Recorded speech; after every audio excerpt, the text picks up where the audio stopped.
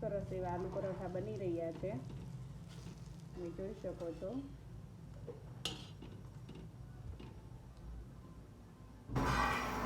વાવ,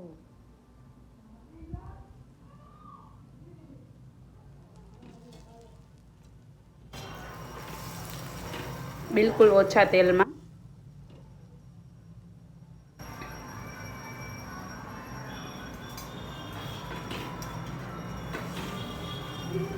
થોડી ડિઝાઇન પડે ત્યાં સુધી શેકાવા દેવાના છે.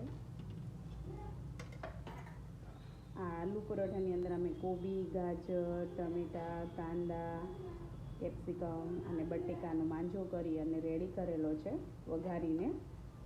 પછી તમારે જો ચીઝવાળા ખાવાની ઈચ્છા હોય તો તમે આની અંદર ચીઝ પણ એડ કરી શકો છો, એનાથી પણ બધું બહુ ટેસ્ટ આવે છે.